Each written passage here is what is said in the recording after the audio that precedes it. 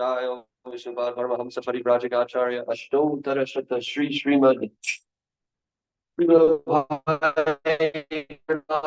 स्वामी श्री प्रभुपाद की जय। जय हो विष्णुपाद परमहंस परिव्राजकाचार्य अष्टोत्तर शत श्री श्रीमद श्रील भक्ति सिद्धांत सरस्वती गोस्वामी महाराज श्रील प्रभुपाद की जय। Srimad Bhagavad Gita as it is. Jai. All glories to the Summa devotees. Hare Krishna. All glories to the Summa devotees. Hare Krishna. All glories to the Summa devotees. Hare Krishna. All glories to Sri Gauranga. Jai Srila Prabhupada. Om Namo Bhagavate Vasudevaya. Om Namo Bhagavate Vasudevaya.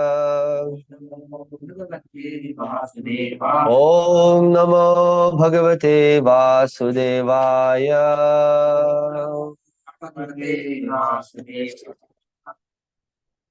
Srimad Bhagavad Gita as it is, Adhyay Tera, right? Tera, Shlok, Cha, or Tat.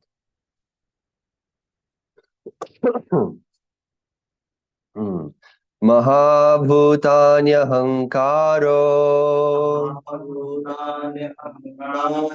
Buddhiravyaktameva cha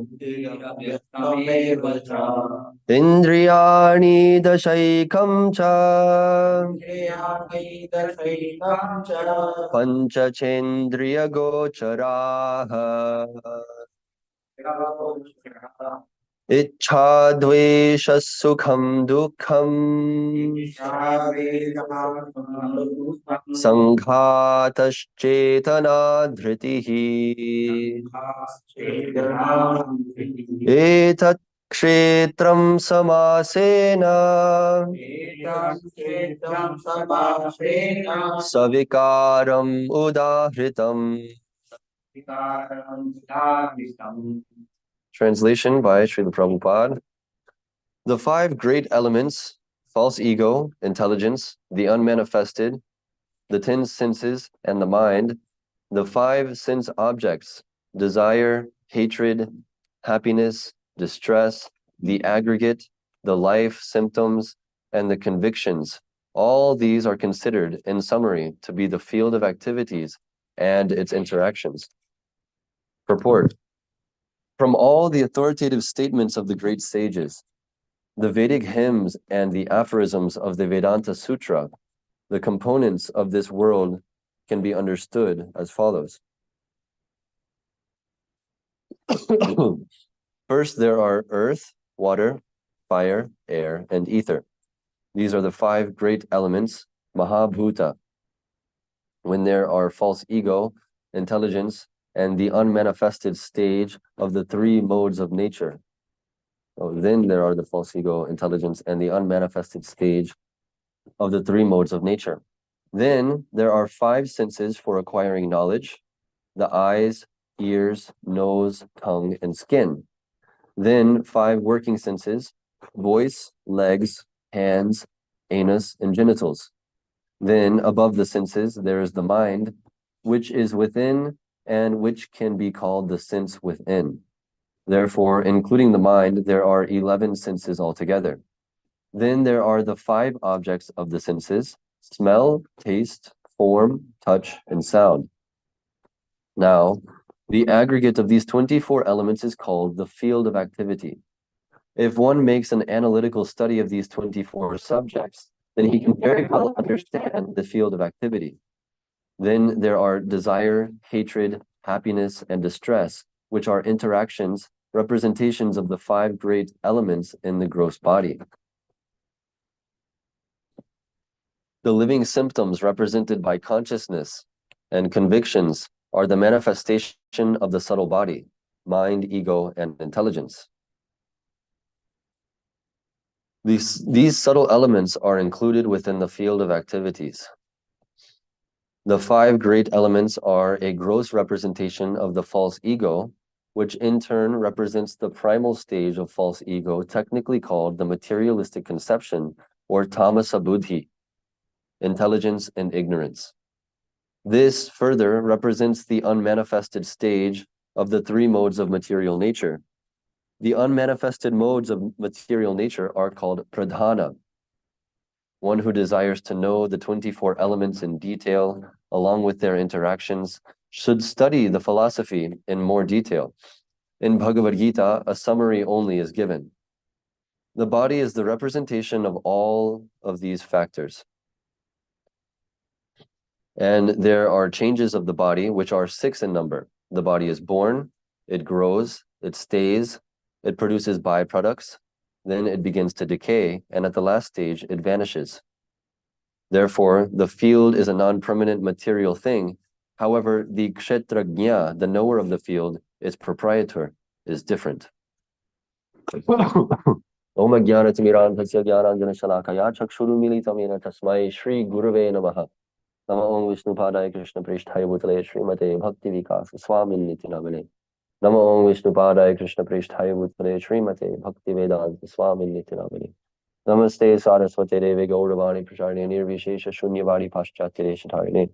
Jaya Shri Krishna Chaitanya Prabhu Nityananda Shri Advaita Gadadhar Shri Vasadi Gaura Bhakta Vrinda.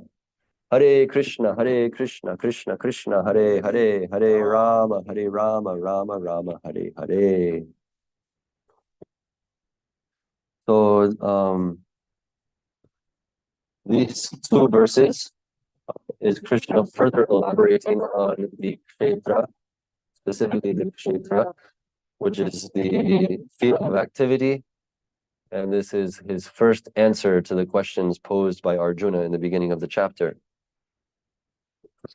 So Krishna briefly said that the kshetra is the body. And here he's further elaborating on what are the different components of the body. Modern scientists, they have their explanation of what are the components of the body. They say that there's a heart, that there's lungs, that there's eyes, there's a brain, there's veins connecting all of it, there's nerves. And even deeper, they go by saying that everything is made out of carbon, and there's some nitrogen, and some oxygen, and some hydrogen. And when all of these chemicals combine, then it creates this thing that we call body. And they say that the symptoms of life coming from this body are just due to an arrangement of those chemicals by chance, that everything is happening by chance. And just out of many, many millions of years of evolution, we have finally come to the level where we're intelligent enough that we are just chemicals and that we're coming from monkeys. So this is their level of intelligence. After many, many millions of years, they have come to the conclusion that we are animals and that we are monkeys and that we are actually nothing but chemicals. So this is their level of consciousness: monkey consciousness, material consciousness, chemical consciousness. But here Krishna is explaining that this kshetra is a material thing which is animated by the kshetrajna, the soul, the spiritual force which is lying within it. And without this living force which is acting upon the matter, then actually the kshetra, there's no activity there. It's just inert matter. So this is an ingredient which will be discussed a little later on by Krishna, explaining what is more about the kshetrajna. But today specifically, the topic is the kshetra. Krishna is explaining that Prabhupada is explaining that this is a material thing. And Krishna explains his material energies in the 7th chapter. Bhumir apo nalo vayu khang mano buddhi ahankara. So this is his separated, bhinnam, ashta, what is it? Ashta bhinnam, shakti. What is it? Prakritim, bhinna, prakritir ashtadha. There's 8 separated material energies. So this is the foundational elements the physical body is made out of. And this is not just unique to the human being. Every living entity, whatever body he may have, gross body he may have, it's made of these different elements. It's made of these different ingredients, which are the Srila Prabhupada calls them the 5 great elements. The great elements are there. But there are other elements too. We have the senses. So these 5 great elements are known as Mahabhuta. I didn't know that actually. I've read Bhagavad so many times. Everyone here has read Bhagavad Gita fully? Yes, yes, yes. No, no. Anyways, I've read Bhagavad Gita fully several times, like four or 5 times. But every time you read Bhagavad Gita, there's actually new things to learn, So this is just a practical example. Mahabhuta, the 5 great elements. This is what they're called. So there's the 5 great elements, but also of these ashta in the prakriti, ashta, binna prakriti ashtadha. We have false ego, intelligence, and also it is binna prakriti, ahankara, kang mano buddhi. Mind is given along with the senses. But there are false ego, intelligence, and the unmanifested stage of the 3 modes of nature, which is called pradhana. So this is another 3 on top of the Mahabhuta. There are 3 more: false ego, ahankara, intelligence, buddhi, and pradhana, unmanifested nature. And then it is described that there are 5 karmendriyas, 5 jnanendriyas, knowledge acquiring senses: the eyes, the ears, the nose, the tongue, and the skin. I don't know how it is here in India, but in schools in America, we're taught that there are 5 senses. And there's no distinction between karmendriyas and jnanendriyas. 5 senses are sight. We don't say eyes, they say sight, taste, touch, and sound, and what's the other one? Smell, yeah. But actually these are not necessarily the senses. The senses would be the eyes. We're speaking of instruments. The senses are like instruments by which we can see, by which we can smell, by which we can feel. So those instruments are the eyes, the ears, the nose, the tongue, and the skin, 5 in number. And these jnanendriyas are obviously, by its name, these instruments are meant for gathering information, for gathering knowledge. And by the interaction of these senses with this Mahabhuta, and the ahankara, buddhi, pradhana, by its interaction with these things, then this is how we develop information of this cosmic universe. And this is how the kshetrajna develops jnana of the kshetra, is through the knowledge acquiring senses. Then we have above the senses, we have the mind, which is within, and which can be called the sense within. Srila Prabhupada defines the mind as being something which is, its purpose is to accept and reject. And this is generally according to the inputs, according to the data which is being inputted, which is being collected by the instruments of the senses. The mind processes this data and says, I like this and I don't like this. I like seeing this, but I don't like seeing that. I like smelling this, but I don't like smelling that. So according to the data being uploaded by these instruments to the mind is deciding what is favorable, what is unfavorable. And we talked about in a previous class how our conception of what is good and what is bad is completely dependent on our kshetra. That a pig thinks that stool smells very nice, and they think it tastes very nice, but a human being doesn't think the same thing. So therefore, the mind is another material thing which is always subject to changing. It's always, even in our own lifetime, our opinions about things change, our tastes for different things change, our preferences, these things are always changing actually. So the mind is also a material thing. Modern psychologists think that the mind is like basically the highest, the most subtle and highest aspect of human consciousness. And then the mind and the soul are basically the same thing. Of course, they don't call it soul. They say that even the mind is reactions, which it doesn't make sense. Okay, chemicals can have different qualities, but how can chemicals decide what is good and what is bad? Chemicals don't have desire. That's the basic point that they're missing. Where is this desire coming from? Desire something good, to not desire something bad. Chemicals don't have this quality. In any kind of scientific experiment that we conduct, we will never see that chemicals are that they exhibit any quality of desire, any symptom of desire.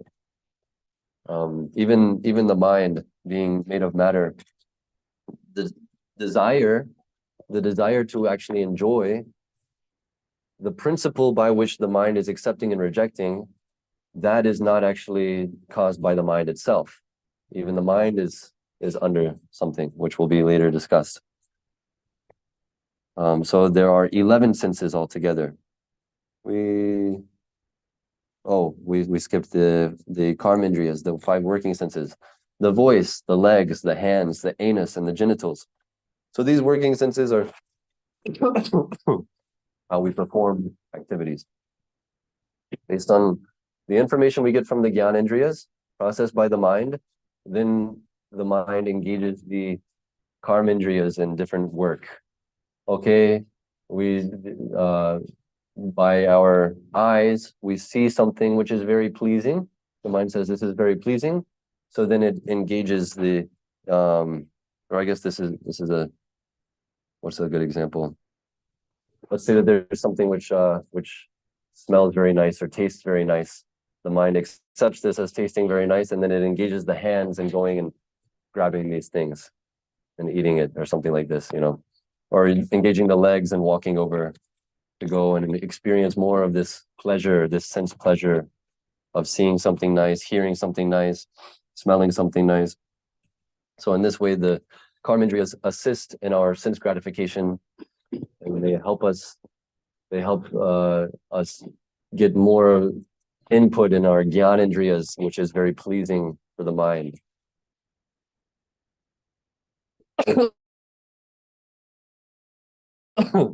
Therefore, including the 11 senses altogether. Then there are the 5 objects of the senses: smell, taste, form, touch, and sound. Now, the aggregate of these 24 elements is called the field of activity. So in total, we come out to 24 elements. Did anybody study chemistry here? Nobody? I think everybody had to study a little bit of it, right? In like primary school and everything. But you're probably not so. Does anybody know how many elements are there on the periodic table? There's 120. 108. Really? Yeah, some haven't been discovered yet. But theoretically, there are 108 elements. That's what they say. That's interesting. I wonder if that's a coincidence or if there's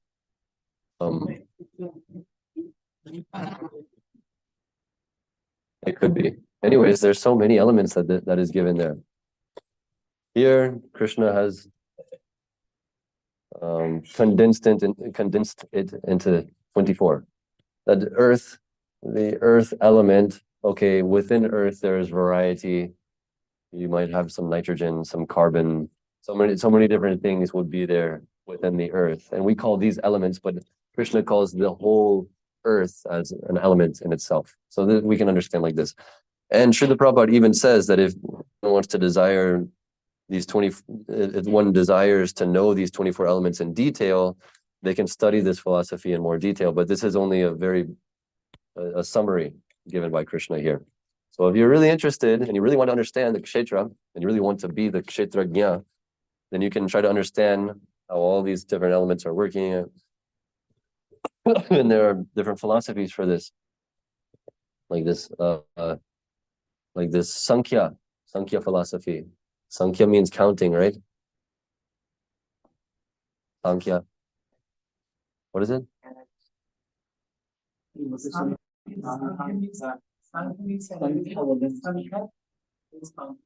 Oh, I see.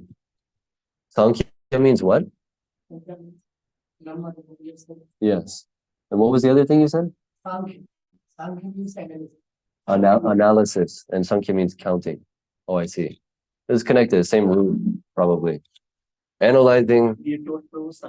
Sankhya means counting, and Sankhya, the philosophy, means analyzing. What is the Sankhya philosophy means analyzing on this platform of Sankhya, of counting each individual element and analyzing this material, the Prakriti, in terms of these elements that we're studying. And there's atheistic Sankhya, and then there's the Krishna conscious Sankhya Yoga, which is taught by Kapila, the Devahuti Putra Kapila, not the atheistic Kapila Muni, which is probably more famous as the propounder of Sankhya philosophy. But in terms of the atheistic Sankhya, you can spend many, many lifetimes dividing, adding, subtracting, condensing everything down, trying to understand this neti, I am not this, I am not that. You know, am I this hand? No, I can understand I'm not this hand. Am I the blood within my hand? No, I'm also not that. Trying to understand what am I? And analyzing, this is the whole philosophy, analyzing, am I this? Am I that? Am I this? Am I that? They condense it all the way down, and then the highest thing that they can possibly come to is the mind. Generally, they come to this mental platform of understanding, oh, I must be the mind. Actually, the one other meaning of Maya is counting, right? Have you heard this? One other meaning of Maya is to count. The moment that we start trying to count, that is whenever we begin to become involved in illusion. Maya also means illusion, but one way that this illusion comes about is whenever we move away from this conception of oneness to this conception of many. This is considered to be Maya. You have to be careful, this Mayavad tendency, but ultimately, the proper understanding is that whenever one starts to distinguish that this is different from Krishna, that is where Maya begins. Whenever we see, oh, this earth, earth, fire, water, air, ether, these are different than Krishna. These things are different. Of course, with intelligence, we should understand that the difference between matter and spirit, but the Krishna conscious perspective is that these are connected to Krishna because these are his separated material energies. These are his energies. So this is where, the connection is there. It's still one with Krishna in that sense. So the counting, you have to be very careful counting. And then we were discussing that you can count all of the different atoms in the whole universe, but still, what's the use? What's the use? You can count all the different atoms in the whole universe, but it's as if you're trying to count the drops of water in a mirage. Which class were we talking about that? Were all of you present for this, or was that for the other group? We were talking about that in this class? Yeah, the mirage. It's like counting drops of water in a mirage. There's no drops of water in a mirage. That's the point. So similarly, trying to analyze and very expertly understand how this material world and how this kshetra is working, we should only try to understand this to the level that it helps us in our Krishna consciousness. If we get carried away and then we just only think about the material elements and we forget to give importance to understanding the kshetrajna, the purusha, the ishvara, then this is where this philosophy defeats the aspiring spiritualist. It bewilders. So this is the summary of the different elements. And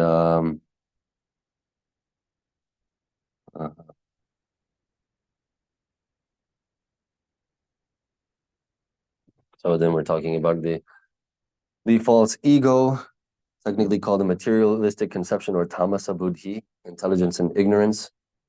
So the false ego is coming from actually its spiritual source is understanding that I am a servant of Krishna.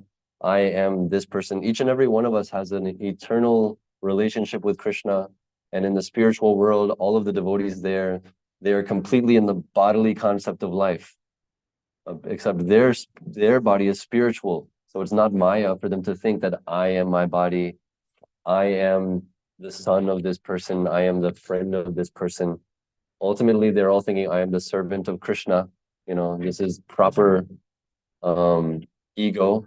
This is proper ego. But false ego, ahankara, this becomes perverted in the material world, where we have this tamasa buddhi, this worldly intelligence, this intelligence contaminated with ignorance, where we no longer the key ingredient which is now missing is that we no longer identify ourselves as a servant of Krishna. We still maintain this bodily identification, this family identification. The kshetrajna identifies with its kshetra. This is tamasi buddhi. What is it? Tamasa buddhi. But proper understanding for a kshetrajna is understanding these material elements to be separate from the actual living entity. And this is very practically understood by seeing that even though this kshetra is always changing, there's something which remains constant. We remain constant because we are the ones who are able to perceive these changes. If we are also changing, then we won't be able to even perceive these changes. Just like, what's a good example? I remember when I was a small child, sometimes if you're going down the road and there's a big, I think you call them lorry here, big truck, lorry, right?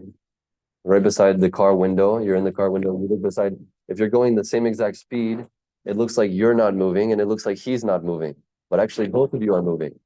But if you're sitting still, then you can see that both of these vehicles are moving. So similarly, the soul is like always staying still, but the material nature is always changing. And because we're always staying still, we're able to see that these changes are happening. We're able to perceive these things changing. And this is practically explained by Krishna in the second chapter, I think. Dehinosmin yatha dehe kaumaram yovanam jara tatha dehantara praptir dhiras tatra namuhyati. So this dhira is another aspect of staying still, staying fixed, staying sober. A sober person, a dhira, who is fixed, situated in one place, he's not moving here and there, he's able to see these changes and he's not bewildered by it. He's not identifying with the changes of the body from youth to boyhood, from boyhood to youth to old age, etc. And these transformations that are happening of the material elements are 6 in number. First, they are created, they enter into this world, they are born, it grows, it develops, it maintains itself for some time. We come to that stage where our body is fully grown and we are maintaining for some time, and then it reproduces, it produces some byproducts, has some children, something like this. And then it begins to decay, it starts to get old, it might have some disease, and then at last it vanishes. We see this with every living entity, not just human beings. One good argument to make whenever this is very common in the West because Christianity, they don't believe that animals have souls. It doesn't make much sense because you can argue with them, you can say that they are undergoing all the same symptoms that we are. These 6 different transformations. They are born, they grow, they maintain for some time, they produce byproducts, they produce children, they begin to decay, deteriorate, and they also die. We're doing the same thing. We're eating, we're sleeping, we're mating, we're defending. We're doing the same activities, but we have a different kshetra. So you can explain to people like this. I don't think it's so much of a problem in India, but it's probably becoming more and more of a thing where people are denying the soul, even in the human, what to speak of animals. But for meat eaters specifically, meat-eating Christians, this is what we say to them. Well, these are also souls. You shouldn't kill your brother. This is the Son of God. You're a son of God. Also, these animals are son of God. Why are you killing your brother? So then again, Krishna is teaching that this material body, this is non-permanent. Anyways, it will die. He's telling Arjuna, anyways, they will die. The soul is eternal. So therefore, fight. Therefore, kill. So we don't apply this teaching to the meat eaters. But that understanding, it must be there. Proper understanding, full understanding of Vetra entails that we also understand that this is not us. That this is something material. This is something separate. This is like a vehicle which we have accepted.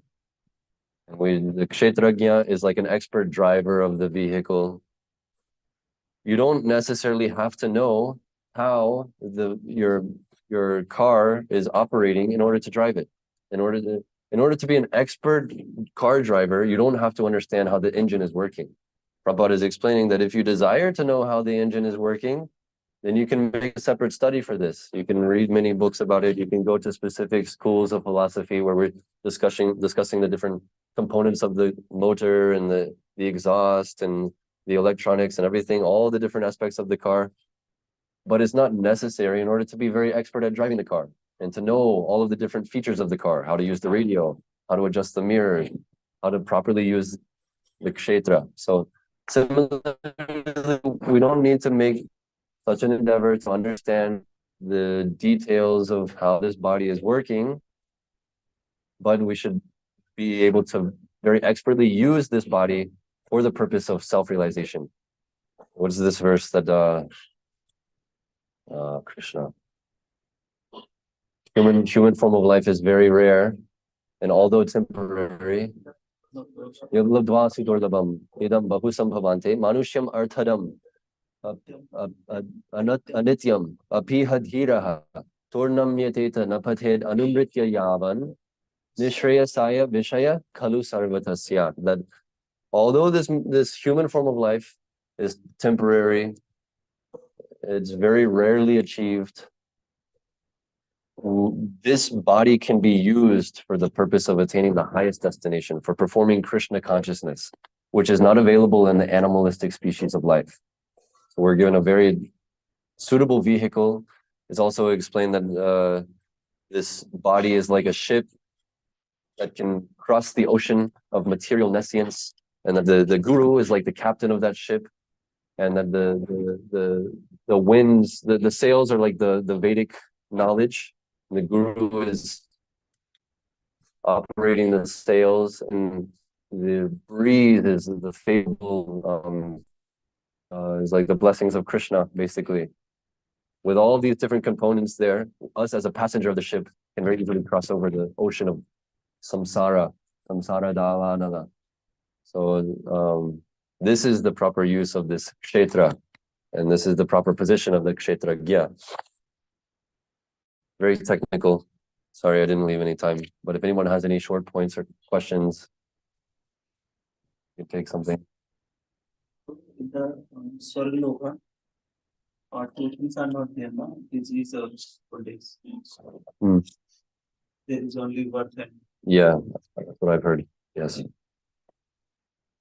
Still, birth, death. That's enough to. Brahmaloka. I don't know. We've all been there, but the point is that now we're here. The fact is that birth, death, old age, and disease are all pervading in this material world. It might seem like there's a place where these things are not going on, but the very fact that we have been there and now we are here means that even they are subject to these things. Maybe for some time they can go without having old age and disease, but eventually they will be forced to come here where they will be subject to old age and disease. It's not that they're free from these things. It seems like they're free from these things. This is why Swargalok is actually not so favorable for Krishna consciousness, because we can happily enjoy there and we'll think, oh, there's no need for Krishna consciousness now. I'm not subject to these problems like they are down there. Let them do bhakti because they're suffering. I'm not suffering. Why do I need to do bhakti? You know, this is the conception that devatas have up there. Of course, Brahmaloka, this is for perfected sannyasis. They attain this siddha loka, Brahmaloka. And if they are properly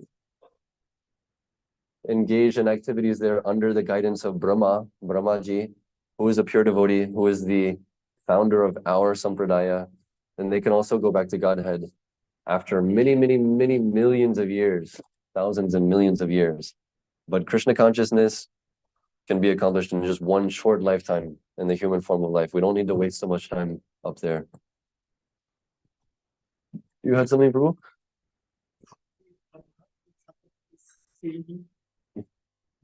Pradhan is unmanifested. Mahatattva is the manifested form. How it all works, I don't understand everything. Mahatattva is there.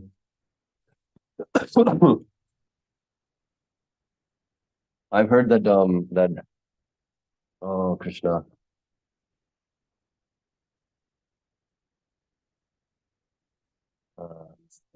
There's an example that I've used. There's an example like of a kitchen. I forget exactly how it's given, of Pradhana and Mahatattva in the kitchen. I think it's that like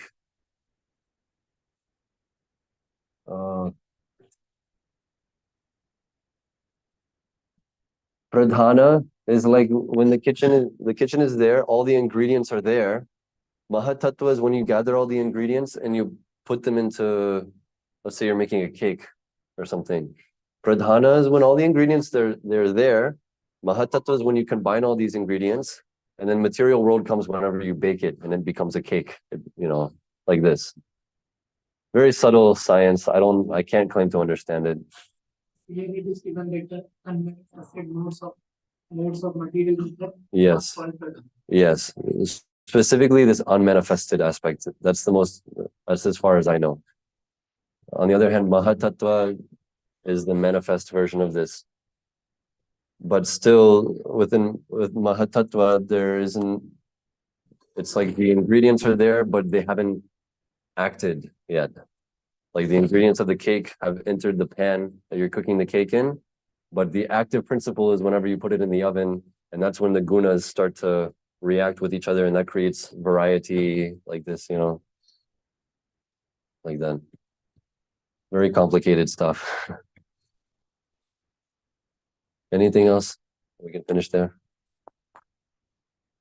Srimad Bhagavad Gita ki jai, Srila Prabhupada ki jai. A question. What, online or something? Oh. I didn't know this was online. Aditya, a question. Our Gyanendriya. Aditya from BIT? Oh. Our Gyanendriya, five senses are instruments to collect external or material knowledge, but how it acquires internal spiritual knowledge.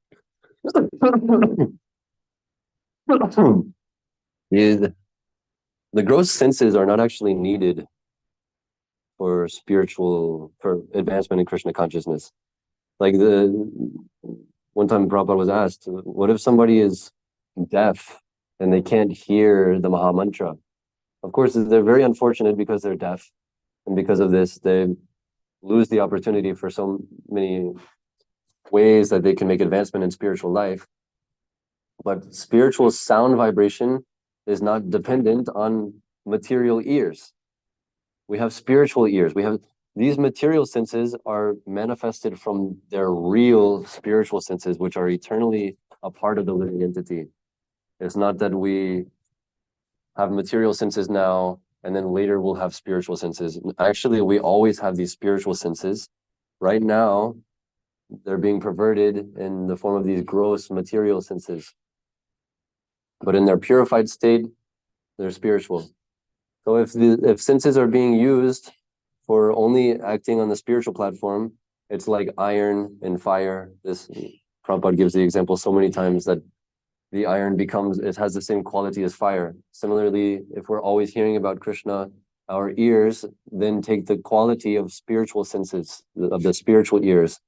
So that's how we acquire spiritual knowledge, which is apparently saying from within, but actually spiritual knowledge is not just coming from within, it's coming from Krishna, it's coming from something higher from us. But like I said, we're not dependent on these material ears. We also have spiritual ears. Same Brahma, he acquired all of this knowledge through the heart. Krishna gave through his heart. So Krishna can give if he so desires, whether we want to receive it, that's up to us, That's the point. We're not required to have material senses for spiritual advancement. That's the basic point. But we can use them